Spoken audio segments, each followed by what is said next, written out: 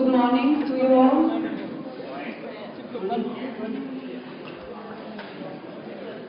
I have the great honor and pleasure to present our first key speaker of the day, Willy Lenz, whose work speaks for himself. I think he's one of the great living figures of psychology of motivation today, and as one of the great living figures of psychology of motivation today, I will talk a little bit briefly, very briefly, about his work, which is very difficult to do. Willy Lenz received in 1971 his doctoral degree in psychology from the University of Leuven, Belgium. His supervisor was Professor Nutin, then head of the Leuven Center for Motivation and Time Perspective, a function that Willy Lenz later carried on for many years. He did his postdoctoral research on achievement motivation and the role of future time perspective in achievement motivation at the University of Michigan, where he collaborated with John Atkinson and Joel Brainer. He returned to Leuven to continue his extensive and impressive research on the role of time perspective in human motivation, and it was there that he became a worldwide reference for all those interested to learn more about this topic.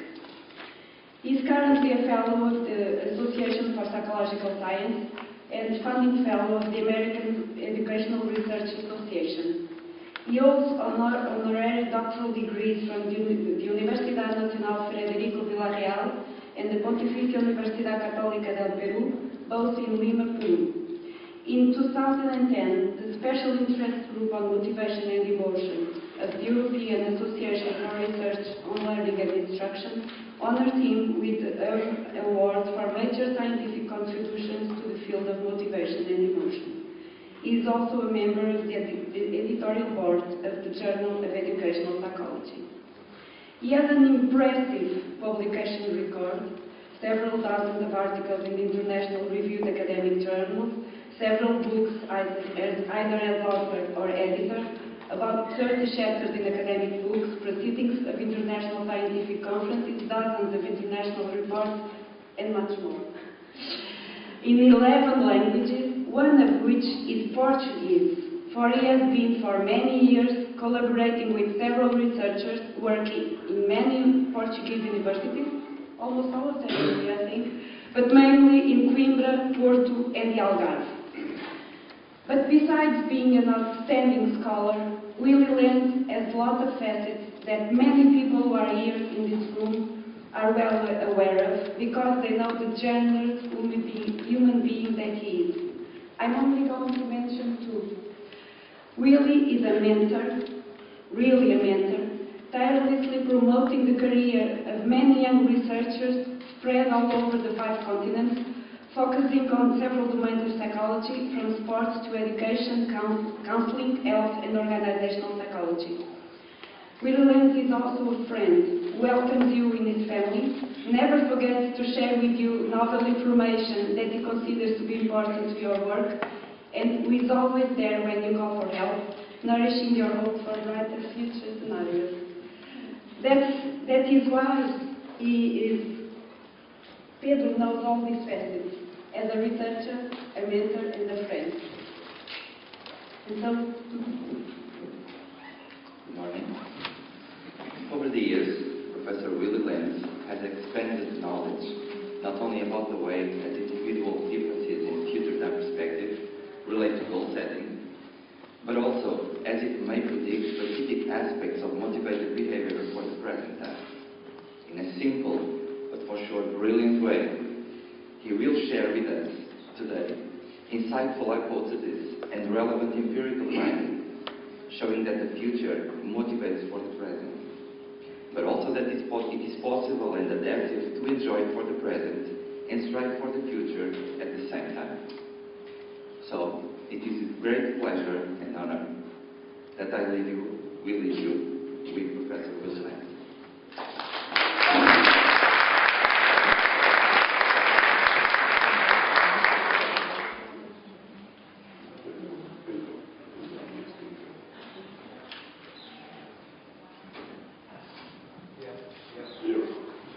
Well, that was much too much, of course. Yesterday, my head was almost blown away Let me start by first of all saying to the organizers of the conference how glad I am to be here, and that I'm really honored to be invited as a guest speaker.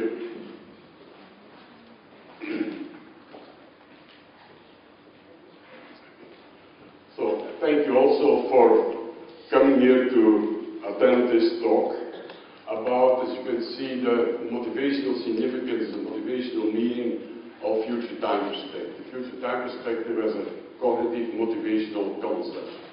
Most of all, I've always been a motivational psychologist, but always using time perspective in that research. But today we will have it on future time perspective as a motivational variable. Before I start, however, to talk about this topic, I would like to introduce a few temporal concepts. One of the problems, I would say, in many fields of psychology, but also, certainly also in motivational psychology, but also in research on time perspective or psychological time, is a growth in the number of concepts. We referred to that yesterday already in one of the symposia. We're using same concepts, but having a different meaning. What's even worse is we use same or different concepts, and we use different measures. And we think that we are measuring the same thing. We formulate hypotheses based on other research, as we should do. The research should be cumulative, but if we do not use, of course, the same instruments as before, as the other researchers did, we get in a very difficult situation to keep our research going and growing in a cumulative way. So I would like to start with a few general concepts that are very often used in motivational, in the psychology of time.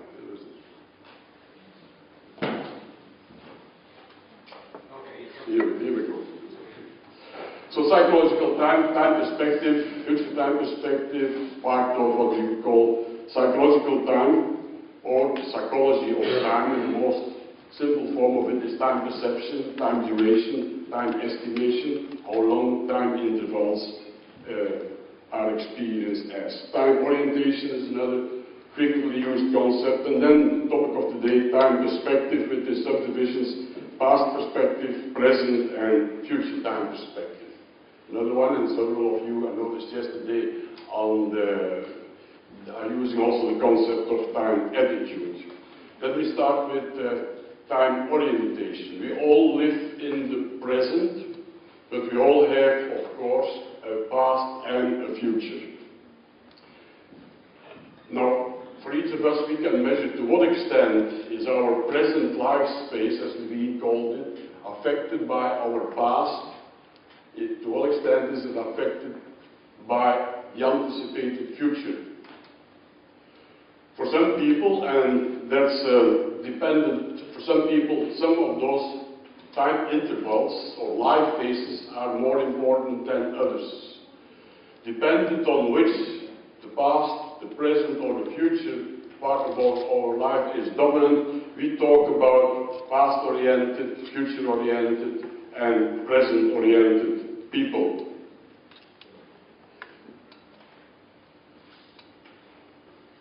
That has to do, it's not unimportant. Past-oriented are people who are dominated by their past.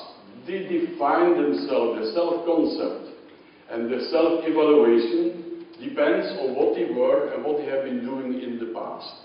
I am who I was. We call it, Joe Rainer called it, in the old days he called it, being psychologically old. And there is nothing wrong with it. I think being psychologically old when you are 110 years old, you can sit in your chair and be basking in your glory.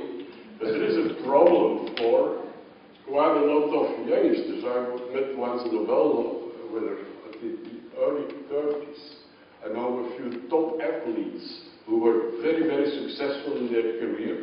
And there you are, being 32 years old, and things are gone. The most important things are already achieved in your life. You're getting old at the moment that you are still young. So that can create a problem. Present-oriented, I am who I am and what I do. Not unwise to realize at a certain moment in your life as a scholar that you will never be a Nobel Prize winner.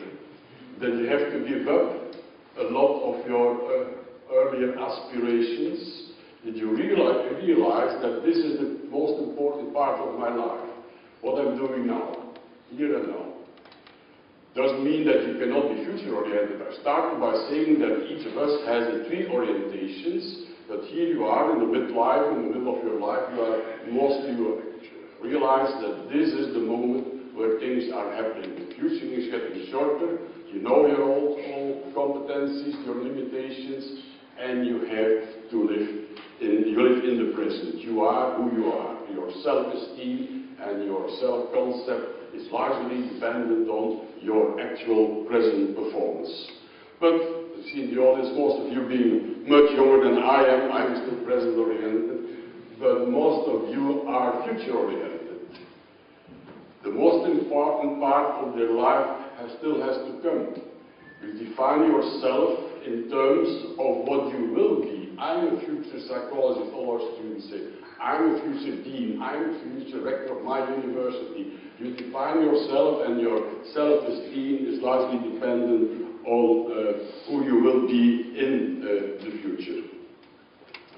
Now, a lot of research has been going on outcomes, consequences of being dominated by the past, the present, or the future.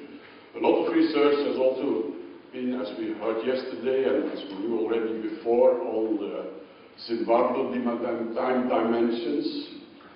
And what we usually do in that kind of research is look at correlates of each of those different aspects of time experiences.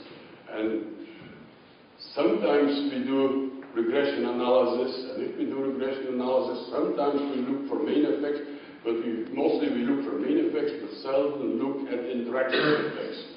What I would like to stress here, that maybe when we do that kind of research, we should look at, given that everybody has a past perspective, everybody has a present perspective, everybody has a certain degree of future perspective or orientation, that we do not only dimensional approach, but also a person-centered approach with cluster analysis.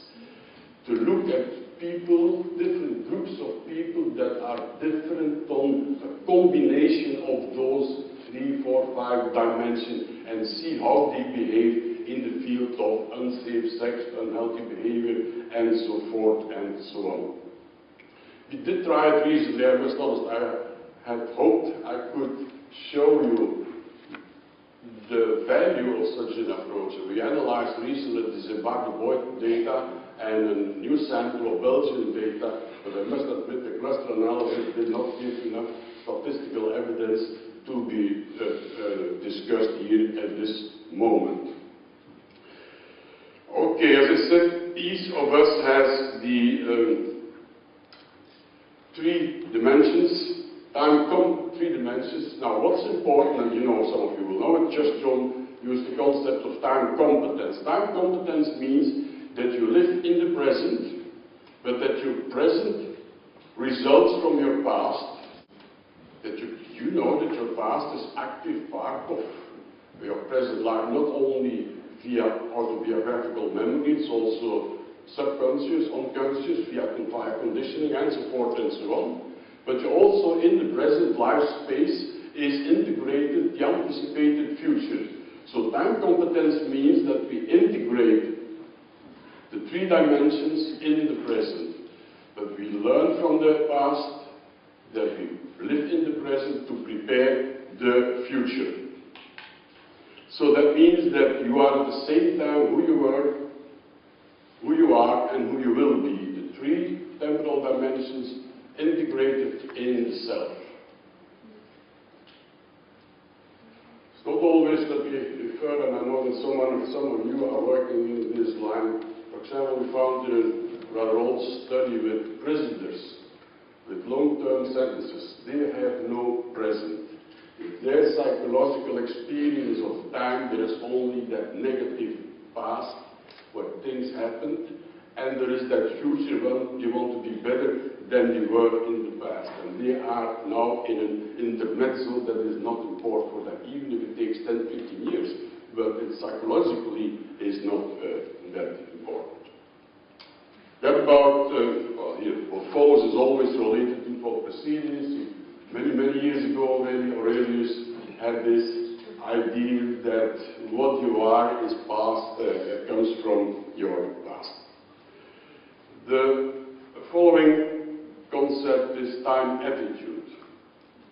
Time attitude is, as you can see, my past, my present and future are perceived, experienced by myself as positive or negative or neutral.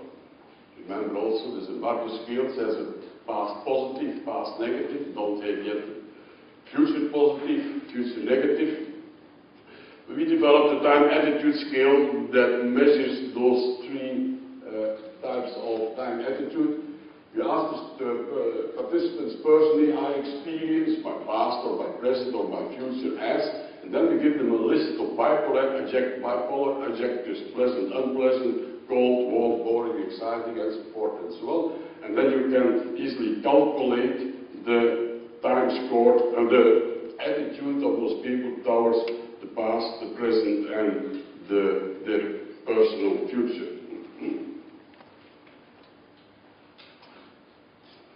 Here is showing some longer study about the importance of the affective attitude and time perspective. This is a study in which we have as a dependent measure the numbers as student motivation, strength of student motivation at the end of the high school, as a function of perceived instrumentality. That means this concept is strongly related, as will become clear, strongly related to future time perspective. How important is doing that perceived instrumentality? How important is doing your best at school for your future, in general, for your future? And we never do that again. Split it up in a medium split, high and low. Never do that, as you know. Continuous variable, keep it continuous. Same for affective attitude. We measure the affective attitude towards the future, and you have a low, medium, and a high attitude. When we attitude is low, but it's important to notice here, low means, I put a negative sign on it, it means a negative attitude towards the past. These are all kids, adolescents, late adolescents, who when they think about their future, it's something negative. They have a negative outlook on their future. Relative medium means positive, and high means here very positive outlook on the future. Now, if we do analysis of variance, and I'll leave the table on the screen, we do find a significant main effect of time attitude. When you go from left to the right, the motivation gets better and better, but the attitude towards the future gets better and better. We also find a significant main effect of perceived instrumentality. Those kids who see that doing their best at school is important for their future, do perform better. I'm more motivated than, I don't project them here, do perform better in school. This is motivation here. However, if you look very carefully at the data, you see a different picture. We do find a significant interaction between perceived instrumentality, between how important my present is for my future, and how I experience my future. And as you know, interactions I can interpret mostly in different ways, so let me interpret it in my favor. The main effect of instrumentality disappears when kids have a negative attitude towards the future. Look at I'm still used to use the screen and put my finger on the screen, as you can see here. But see here. When the attitude is highly positive, instrumentality high motivated, then when the instrumentality is low. Here also the difference is so, here is in the opposite direction.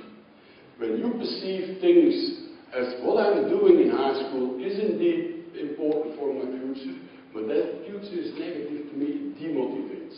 We went back, what I always do, almost always, you go back then to the schools where you collected the data, and form a small group of students who are participating, and we talk see, how do you explain this thing? Well, their explanation was in the Leuven area that we collected the data. They say, we know that doing your best at school is very important for the future. But please, my father and my mother did their best at school, and have a look at home. We have two big German cars, but we never see them, we never meet them, no time for us.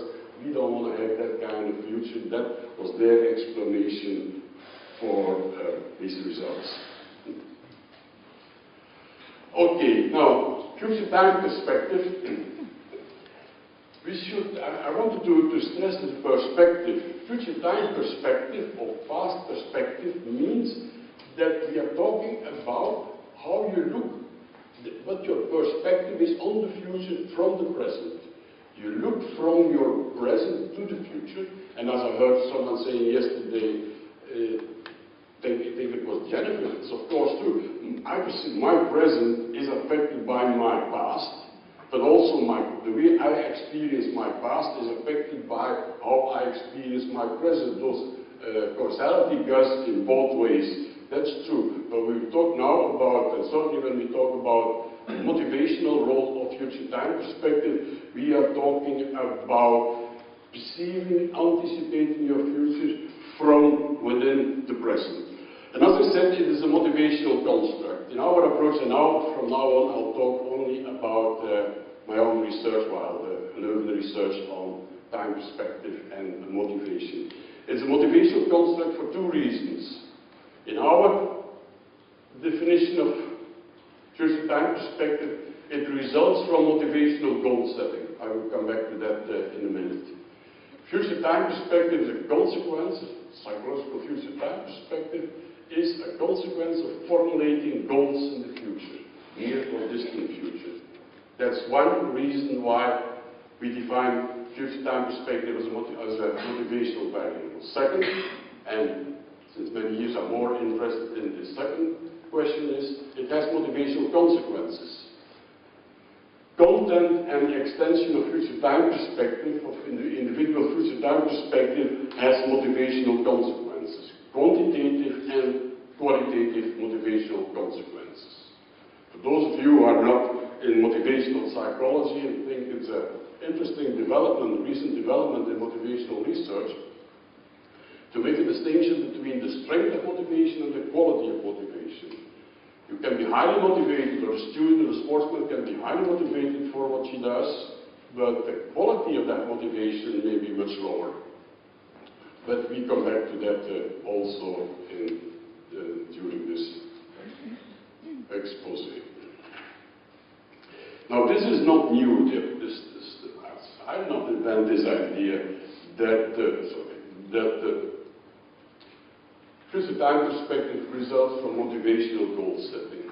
As you know, there's a whole history of research on time perspective in general and future time perspective, more in Europe than in the United States. And as you can see, David already, when he was still in Europe in 1931, wrote, "The child no longer strives solely for present things, not only has wishes that must be realized at once, but purposes grasped toward the tomorrow.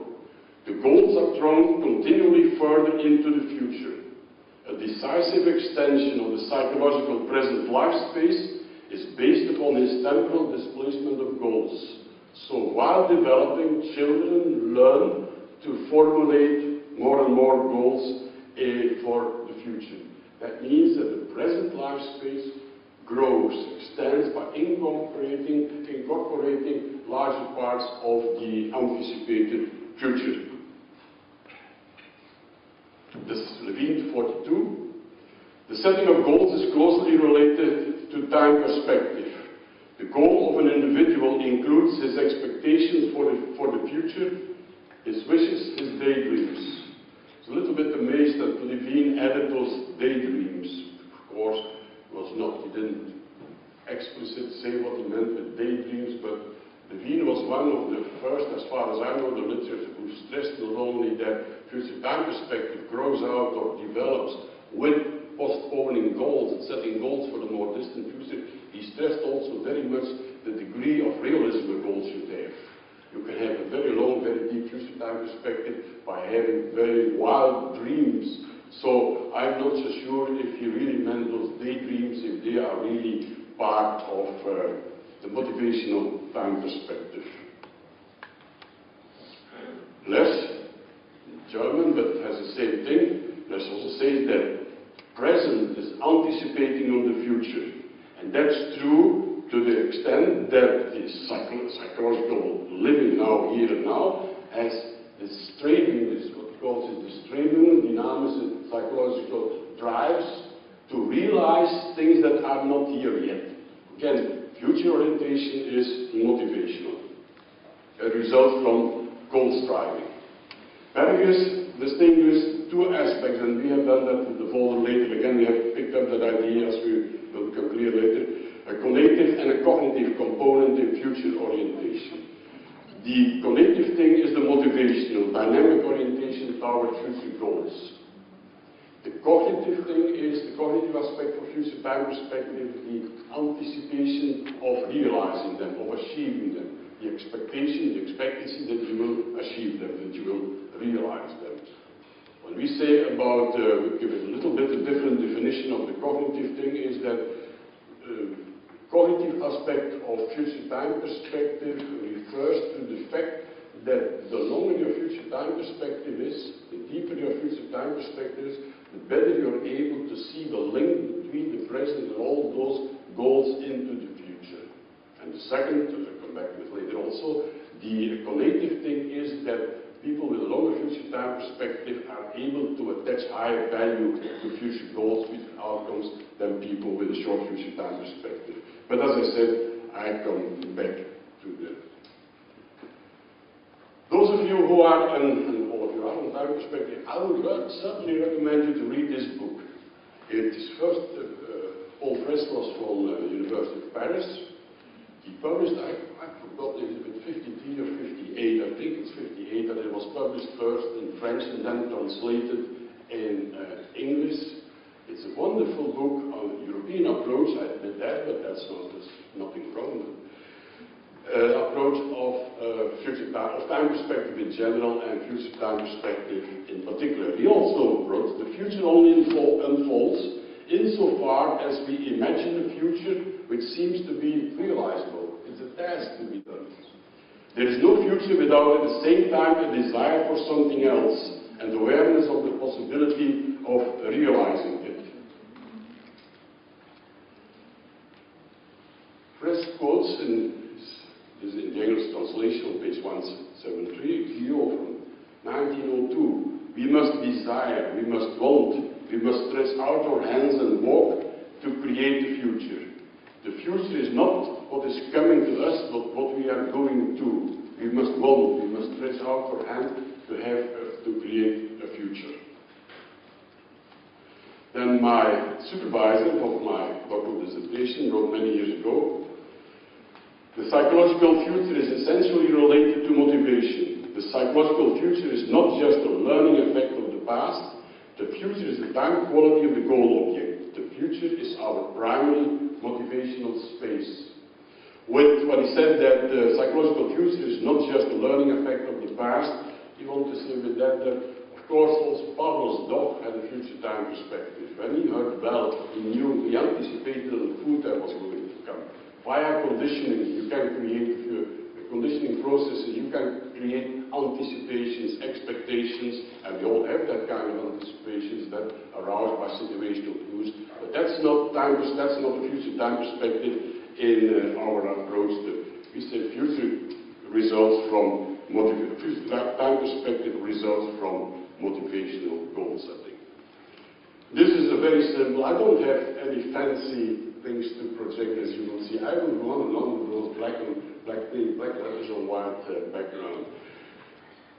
See, this is a simple plan to talk about time perspective, future time perspective. We have needs, motives, cravings, inborn or mostly acquired for human beings, and we like the need for achievement, the need for power, the need for affiliation, curiosity. And we cognitively elaborate them based on experiences and knowledge that we do. So we elaborate them, those cravings, needs, into goals, motivational goals. goals, plans, motivational behavioral projects, and means and structures. Nothing is more frustrating. Many of you will remember when you were like 15, 16, 17 years old, you want to do something with your life. You have a high need for realization, for achievement, but you don't know yet how to do it. In which way you would do it is very frustrating. So it's very important, this link here from needs to goals is a very important thing. Students have to learn to translate and motives and framework into more or less specific goals and plans and project means and structure. Means and structure means that most of our goals are of course not final goals. Why are you studying? I'm studying because I want to succeed in the exams. I want to succeed in the exam because I want to become a psychologist. Why I want to answer for and so on. That's what I mean with means and structure. Sub-goals versus final goals. Now, these goals can be analyzed for two aspects. For their motivational content and for their temporal extension.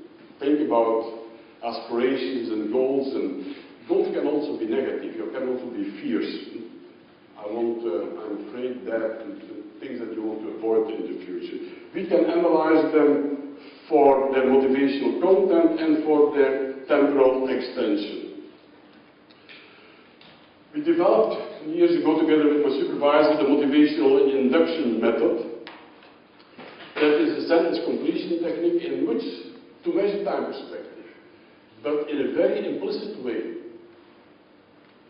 Participants in research didn't even know that you were working, that you're collecting data on time perspective. We only said in the instructions, we want to know what people your age or your gender and so forth and so on, what are your goals, your aspirations in life. And those we analyze them for the time perspective. I'll come back to that. It's very important in my approach, in our approach, and I want to stress that time perspective has a content. Russell Saber, in a very marvelous recent book on goal orientation, makes the distinction, future orientation, makes a distinction between the thematic and the athematic approach in time perspective. I love that distinction. Thea Peetsma and her colleagues in Amsterdam measure time perspective in different fields, in leisure time, in professional life, in educational life. It can be different. So that's what I mean with the content of future time perspective.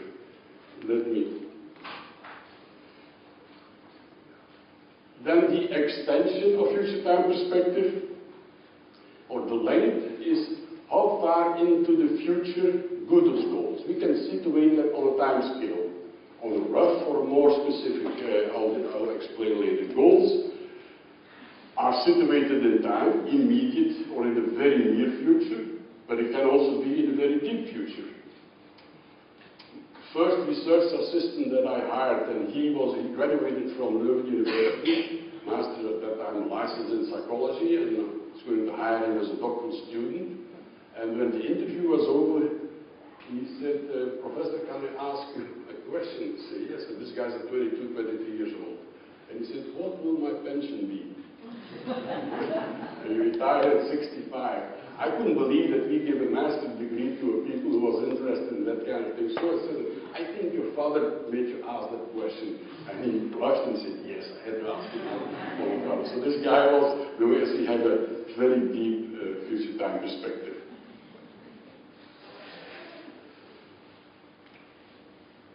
Pointed out a week later, but let me take this occasion to mention it. For a while I had a big discussion on the motivational, the effect of time delay of your goals. And we were saying that having a deep time perspective has positive effects on future time perspective. And Bandura did not buy that idea. He wrote me several at that time, he still wrote letters. You're totally wrong. Near goals, proximal goals, are much more motivating than distal goals. And in a sense it's true, but he was talking about, of course, a proximal goal and succeeding in my studies this year, or something in 25 years from now. It should be very clear when we talk about deep, long future time perspective, we are talking about people who not only have distal goals, but who have covered traveling the path between the present and the future with intermediate steps, intermediate sub-goals that are motivating. So to a certain extent, Bandura was right, but to the other extent, he did not get the idea that we were bringing forward. This motivational induction method, I'm not trying to convince you to use it because it takes a lot of work. It's a lot of work, but anyway, this is what we do. We give them a list of maximum 40 positive and 20 negative inducers. I intensely desire, I try to, incline to, I really don't want, and so forth and so on. And then the subject has to write a sentence by expressing aspirations, goals, and fears. Then we can analyze them into content categories, self-realization, and so forth and so on. Transcendental, possessions. Second, what today is more important, those goals can be situated on time. And it's not always an easy thing to do. We do not ask the participants themselves to do it, but most of the time they would say as soon as possible. So what we took into consideration, given the age and the life circumstances of this person, these goals are mostly situated in a day, a week, a month, a year, or this is for the educational period, elementary, A2 is secondary, post-secondary education, and so forth and so on. Adult life, split up in three sub-phases. Old age at that time was after 65. Now that myself, after 65, it's still adult life. I have to change this thing. Life period, some of the goals that we have cover the whole life. Afterlife, and open present. Open present means that you hope to be healthy, now or never. So it applies to the present and for now on to the future. Afterlife is not the same as your transcendental future time perspective. Afterlife, we found out, certainly with older people and middle-aged people, that you can be highly concerned and motivation oriented, for example, that my children would not fight over the heritage. That they will stay in the family, that the family stays reunited when me and my wife will come. Or like we have a good friend of mine with a very handicapped son, and he is not affluent. So his big concern at this moment is what will happen with my son when we die, and I do not want his brother to take responsibility for it. So these concerns, he has important motivational goals that can only be achieved after his individual lifetime.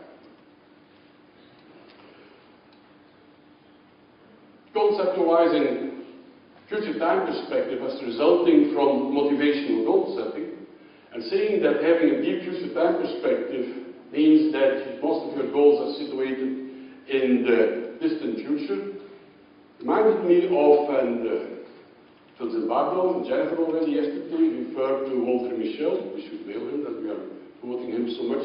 His research on delay of gratification. Mischel's work on delay of gratification has two paradigms. Phil referred to the second one. First is you have the choice between a small immediate reward versus a more important but delayed reward. You let the kids do something, and then because you helped me out, I want to give you a present. What do you like? 1 pen today or 2 pens next week? And in pilot study, difference in the quality of the reward and the temporal delay, you test that out. And so there are children who have a really preference for the immediate reward, and others have a preference for the delayed reward. This is more or less analogous to people who set most of their goals in the near future versus people who set most of their important goals in the distant future. They can delay gratification. They choose between, well, at the end of high school, what will I do? Shall I become a nurse in 3 years from now? Or shall I become a surgeon in 13 years from now? Delay of gratification. His second paradigm, as was explained yesterday, you give them, let them choose between a reward, an apple or an orange, because he helped you, and then you put the child on the table there, and then if you wait till I come back, then you get the preferred reward. If you do not want to wait anymore, you ring this bell and I come by myself, but that means that you get the non-preferred reward. What will affect the mean waiting time of children? And there is a whole lot of very interesting experiments done by Michel and many other people. And here I see a difference between Michel's approach and the motivation, defining future time perspective as going for delayed rewards, delayed goals. Firstly, that's maybe not that important. In Michel's research, mostly with smaller children, the maximum waiting time, as far as I could find on it, is about 20 minutes. Then, while we are talking about goals in the distant future. Second, and for Michel it's not an important difference, his kids had to wait, just wait, sit there. The best thing that they could do is fall asleep. And then they would get the reward for sure, the preferred reward for sure. But if you decided to become a psychologist, you cannot go to bed and wait for another 4 or 5 years to get your reward. You have to work in between. Now, and that's an interesting motivational question, and as Dora Herrera knows from her own research, we formulate many, many goals that we never realized and we never achieved because we give up on them and forget about them. So, volitional processes has to come in to make sure that you are going to achieve the pursuit of your future goals. Now, what makes it for children easier to wait for those 2 marshmallows rather than to go for the one? If you leave the marshmallows on the table, as Dr. Zimbardo did, that hinders the waiting time. It makes it shorter. If you project the marshmallow on a screen, or the apple on a screen, that enhances the waiting time. So then, that suggested to Michel, hey, what's going on? It must be to do with what thoughts are going on. And then he made that interesting distinction between hot and cold cognitions. When you see the real reward for you, that instigates hot cognitions, consummatory qualities of the object, and you get frustrated. And you solve the frustration by going for the less preferred, the one, but still you have it. While if you project it on a screen, kids seem to think more about the shape, the form, the color of the reward, rather than on the need, reducing qualities of the object, and that enhances. It's less frustrating, so kids are more able to wait till the very end. Now I think that, and I do not have data, we once started an empirical study on it with also using a much longer time interval, 3 months, and subjects had to work for the goal. They had to summarize the 7 o'clock radio news. I lost all my participants. Nobody knew, but it was too long, of course, and it lost one. Now, I argue, but I'm sorry I have no empirical data, I argue, and I think it's an interesting research question, that when we are talking about pursuing distant goals, it's opposite of Michel's. That if you have not your goal yet, but you're not really frustrated. And if you are studying, often word of use teaching statistics, but if you're studying statistics for an exam, you don't feel very well at that moment, you are somewhat frustrated, then it helps to anticipate on the rewarding qualities of your goal object. Hey, to see yourself for 5 minutes already as the director of that prison, don't do it for 2 hours, of course, but now and then having hot cognitions, consummatory talks on the rewarding value of your goal helps rather than frustrates you. It decreases, it's not frustrating at all. So that, in that sense, I think the paradigm of Walter Michel is different from ours. Of course, also important is the trust that you have. The trust that we went once to high school, no, in elementary school, we promised them we let them choose between the immediate and the delayed reward, and we did not turn up after a week. We did not go back to the school, we did not give the promised rewards.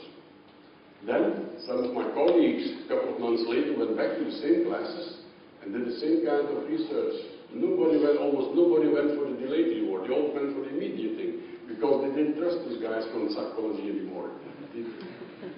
That's what Michel also found, and this is related to time perspective. Michel found, and there wasn't somewhere in the Caribbean, but kids, very poor kids, normally there is a positive correlation between IQ and preference for delayed rewards.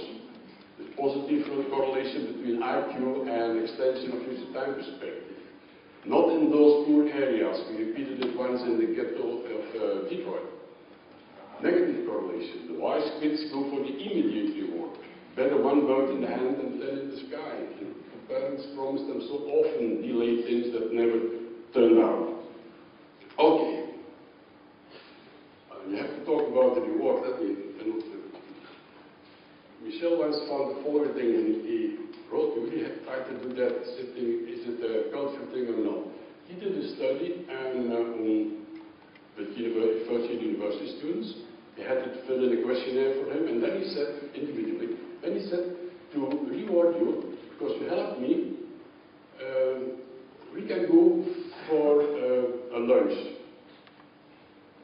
to reward you. Today or next week.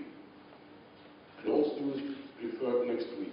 I did the same thing in Leuven, and again, they all preferred next week. Oh, here, why is that? Why next week? Because the reward was the same, a lunch.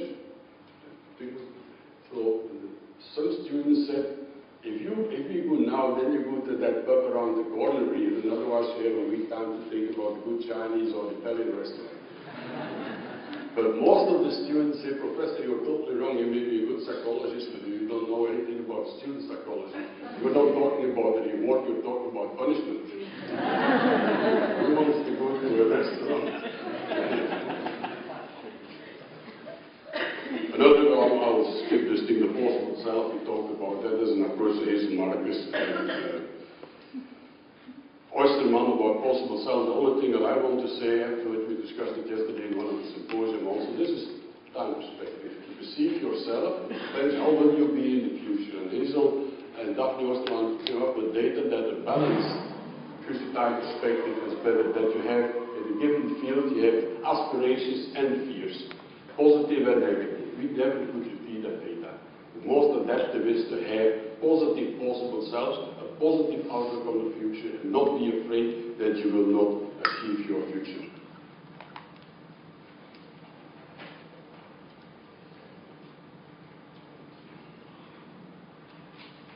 We talked about that. Here, see, it's not a frustration to go for delayed for goals in the distant future. You can be at the same time very happy. This is a simple thing. You're studying exams to be able to enter medical school, to become a physician, a doctor, and to help mankind. Your real goals are in the distant future, but all those steps are intermediate gratifications already. The students are not really frustrated, even if they are going for the goal in the deep future. Reminds me, I totally disagree with Steve Jobs, Apple CEO, when he said in an address to, I think it was 95, Stanford University graduates, do what you love. Time is too short to do anything else. You can't connect the dots looking forward. You can only connect them looking backwards. So you have to trust that the dots will somehow connect in your future. You have to trust in something, your gut, destiny, life, karma, whatever. I don't believe in this thing. I agree that the Pope of Rome, I don't think he ever planned to become a Pope of Rome.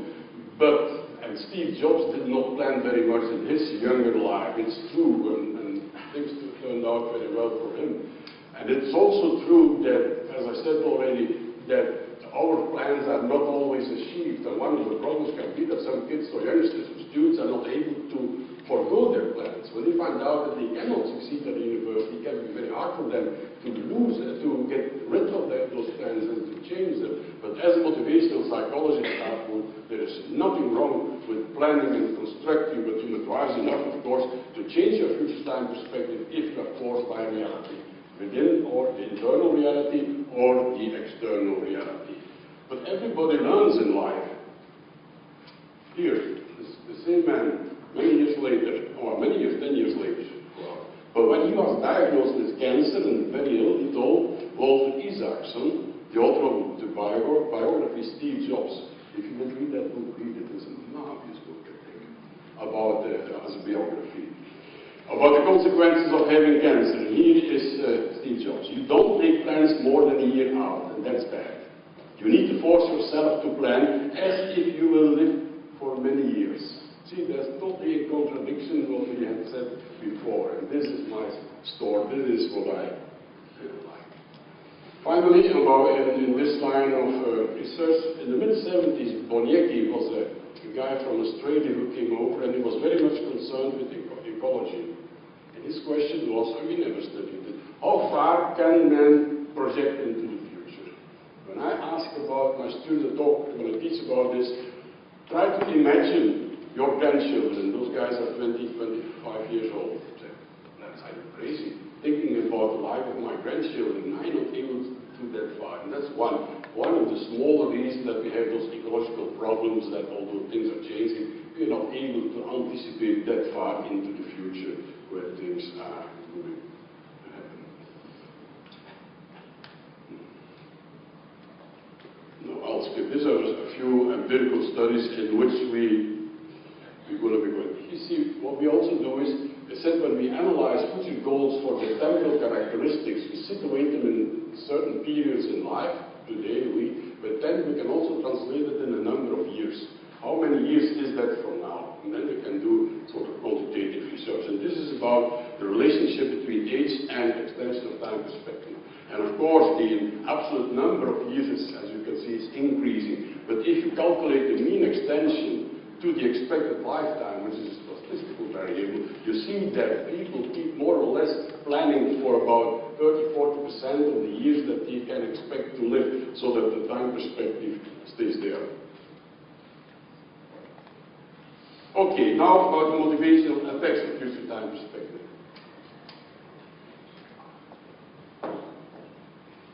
Extension of future time perspective is positively correlated with the quantity of motivation. The longer your future time perspective is in a given domain, the stronger your motivation. And we try to explain it, we explain it theoretically in terms of expectancy value theories of motivation.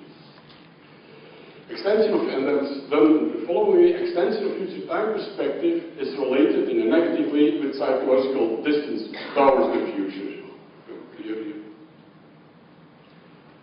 That is the thing that I will not do that here. Extension of future time perspective and has an effect on the psychological distance towards the future. How far is from now 5 years? If you have a long future time perspective, 5 years from now is not long. The psychological distance is much shorter for people with a long future time perspective than for people with a short future time perspective. And if the psychological distance over the future affects the anticipated value of the goal, the closer the goal is, the higher the value. I explained it in more detail. And it affects also the perceived instrumentality between present and the future. And of course, for expectancy value theory, we calculate the strength of motivation by multiplying anticipated value and the instrumentality of perceived expectancy that you will reach the goal. That's what I want to show in this very simple figure. Here is the chronicle distance. Let's assume that this is here 5 years from now. These are people with a short future time perspective, these are people with a long future time perspective. That period, those 5 years, are psychologically much longer for people living with it in the here and now than it is for people with a long future time perspective. That's the only what I wanted to say. Here is anticipated value, a goal object here, 10 years from now, for example, thinks the anticipated value of that goal that can be achieved in the future it decreases over time, but the decrease is much steeper for people with a short future time perspective than for people with a long future time perspective. Something that can only be achieved in 5 years from now.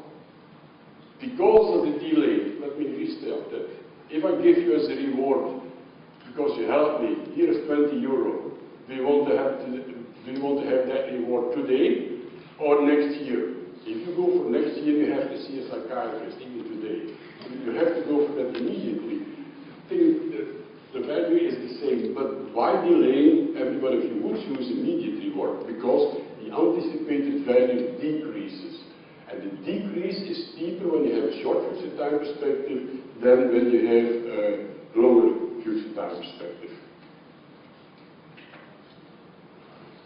The length of future time perspective can sometimes do a couple line test, sometimes, to know how long something is from now, to measure the psychological distance. The couple line test is draw a line that represents a month, 6 months, 5 years, and people who have a long future time perspective, they draw shorter lines. That's how we operationalize it, draw shorter lines than people with a long future time perspective. Let me now go to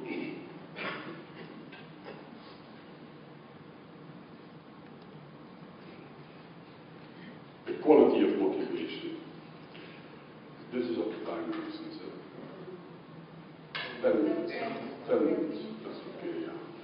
Problem is when you talk about the motivation implication of future time perspective, that when you motivate kids by referring to the future importance of what you're doing, you're creating, by definition, extrinsic motivation.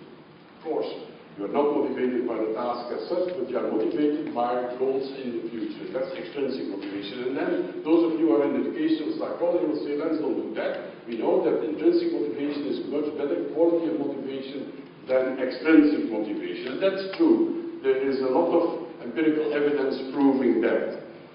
But we know also that since as the self-determination theory developed out of the cognitive evaluation theory and replaced the distinction between intrinsic and extrinsic motivation by the distinction between autonomous and controlled motivation, that there are quite a lot of extrinsic types of extrinsic motivations created by future goals that are good quality, that are not undermining the intrinsic motivation. It all depends if those future goals are autonomously motivating, regulating you, or controlling you. And quite a lot of if you see that you want to become a psychologist, and that's an important life goal for you, that's an extrinsic motivation to study here and now.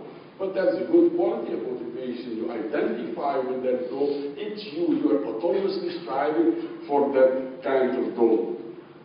So who cares if the motivation is extrinsic motivation, that result for the future?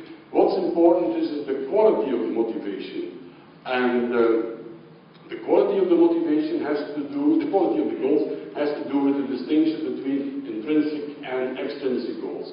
This is the distinction made by self-determination theory. What are you motivated for? Intrinsic goals, self-development, health, physical fitness, competence, and so forth and so on. Extrinsic goals, financial success, power, status, physical attractiveness, and so forth and so on. Intrinsic goals create higher quality of motivation than extrinsic goals because they are able to satisfy, rather than frustrate, the basic innate needs for autonomy, competence, and relatedness. So it's important that we take into account, when we talk about the motivational effects of future goals, the motivational effects of future time perspective, we have to take into account the quality of the goals that we are striving for. Not only the extension of part in the future they are, think about the thematic approach of future time perspective. What are you aspiring for in the goal? And I limit myself to two. This will be available anyway in a few days from now.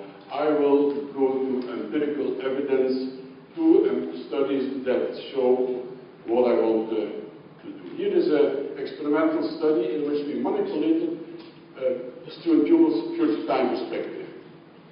We created 4 different experimental conditions. A future goal content was either an intrinsic goal, an extrinsic goal, a content-free goal, or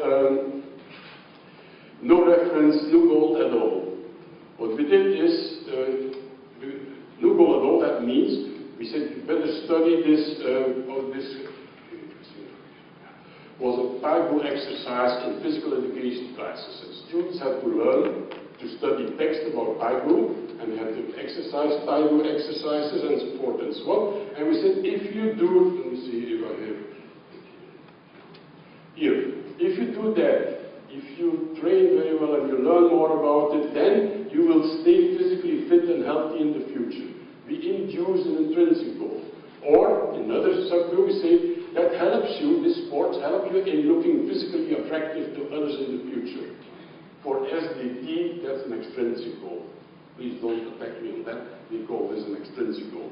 Future content-free goal is doing Taiwo is important for your future. And as I said yesterday already at the symposium, this is what my father did for many years. Really do your best in school. It's so important for your future.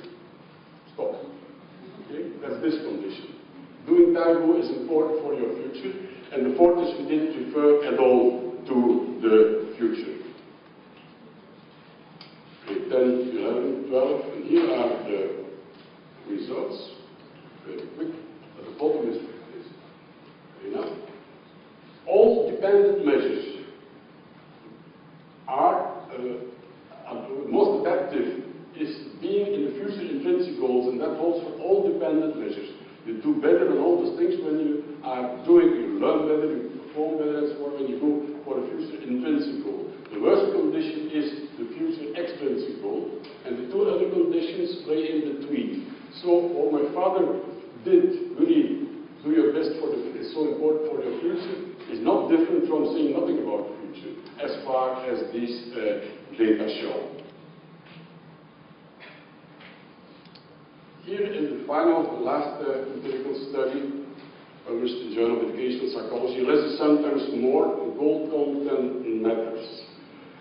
I have been doing research for almost till 10 years ago, no, 15 years ago, based on expectancy value theories. And expectancy value theories, Jacqueline Ackles, Akatis, and so forth, they predict the more goals you can achieve by a present behavior, the higher the utility value of your present actions is for the future, the more you will be motivated, the better your outcomes will be.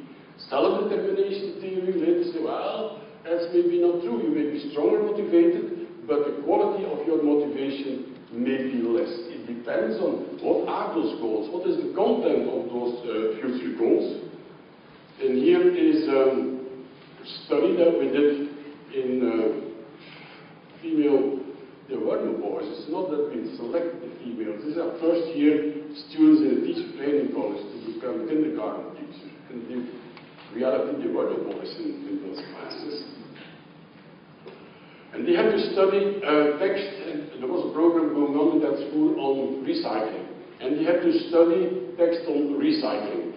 And also experimentally induced 3 different types of future time perspective. If you get good at recycling, you will be able, and your children later in class will be able to contribute a lot to a clean and healthy environment. So we induced an intrinsic goal. The other condition, the extrinsic goal condition, is that if you get good at this kind of practices and knowledge about recycling, you will be able to save money. You and your school will save a lot of money by recycling it as an extrinsic goal. And in the third condition, we induced 2, intrinsic and extrinsic goal. So we had 3 different conditions: future extrinsic, double goal condition, and future intrinsic. Expectancy value theory would predict that this kind of future time perspective is most optimal. 2 goals. My instrumentality of what I'm doing now is higher. But here you see the results and different numbers, different letters behind horizontally means different, significant difference. You see for all the dependent measures that what is the most optimal condition is the condition with 1 intrinsic goal. The future intrinsic goal condition is more optimal than having a future where you can achieve 2 goals if one of them is extrinsic. When we take academic performance related to that kind of learning test that we have to do, we found out that the effect of striving for an intrinsic goal while studying, while learning, on the level of the performance is totally mediated by mastery orientation. This comes from achievement goal theory. That explains us how these things work. An additional dependent measure, free choice persistence, before was self-report data, of course. Those children, or not those children, those students could also call them In the library is a special rack with only books on recycling. Feel free to go to the library and learn more about recycling. And you can also, that day, that moment, we have a bus and we go to a recycling plant. We were able to note who of those students went to the library, went to that recycling plant as a function of the condition there where they were in. You see in the future extrinsic goal condition, here on the right, 57% didn't do anything. None of the two they participated in. In the future intrinsic goal condition, only 27 didn't do anything. 71% participated in both activities related to recycling. In the future extrinsic goal condition is only 40%. So again, you see the behavioral effects of those different types of future time perspective is indeed overwhelming. I finish now dropping this. Well, I cannot withhold this. This is another study, but I will not discuss it. Future time perspective has positive, that was the hypothesis, positive motivational effects, because if you look at goals at the distant future, they mostly are important life goals. And important life goals make the present behavior more meaningful and instigate identified regulation, and that has positive effect on the outcome. Now, what we really found is in the regression analysis that indeed the effect of the goal content on the outcome works via identified regulation. When we do structural equation modeling, we find that the future time perspective has also an indirect effect on the level of achievement, level of performance, via introjected motivation, introjected regulation, which is a lower quality. Yes, Paul, I will stop here. Conclusion, future time perspective has not only extension, it has also content. Extension and content matters. So I would say in research on future time perspective, it's not only important where are those goals, it's also as important to know what are those goals, what is the content of them. And what I neglected a little bit in my talk today is the underlying reasons. Are they doing strive for those goals for autonomous or for controlled reason? So that was my message for today. Thank you for your attention.